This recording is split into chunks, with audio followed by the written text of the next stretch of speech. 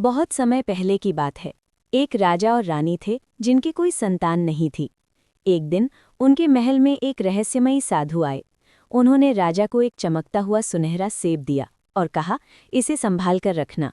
जब ये पूरी तरह पक जाए तो इसे महल के सबसे सुंदर बगीचे में ले जाकर काटना। राजकुमारी का जन्म।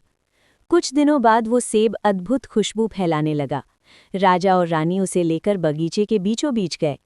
जैसे ही राजा ने चांदी के चाकू से उस सेब को बीज से काटा, उसमें से कोई बीज नहीं निकला, बल्कि एक नन्ही और बेहद खूबसूरत राजकुमारी बाहर आई।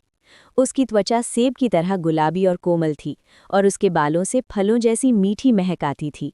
राजा रानी ने उसका नाम रखा सेब सुंदरी। जादुई शक्ति और संकट। सेब सुंदरी जैसे जैसे बड़ी हुई, लोगों ने देखा कि वो साधारण इंसान नहीं थी। वो जहां भी कदम रखती वहां सूखे पेड़ हरे हो जाते। अगर वो किसी कड़वे फल को छू लेती तो वो शहद जैसा मीठा हो जाता। लेकिन इस बात की खबर एक दुष्ट जादूगरनी को लग गई। वो अपनी ढलती उम्र को रोकने के लिए सेब सुंदरी की जादुई शक्ति चुराना चाहती थी। उसने एक रात धुएं का बवंडर भेजा और राजकुमारी को उठाकर एक ऊंचे पहाड़ पर ले गई। पहाड़ की कैद और बचाव। जादूगरनी ने राजकुमारी को एक विशाल कांच के जार में बंद कर दिया। उसने सोचा कि राजकुमारी का जादू उसे हमेशा जवान रखेगा, लेकिन वो ये नहीं जानती थी कि सेब सुंदरी की शक्ति स्वतंत्रता और प्रेम से जुड़ी थी। कैद होने के कारण राजकुमारी मुरझाने लगी और पूरे राज्य के फलों के बगीचे सूखने लगे।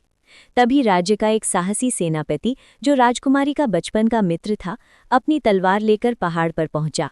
उसने अपनी बुद्धिमानी से जादूगरनी के पालतू अजगर को चकमा दिया और उस जादुई जार को तोड़ दिया।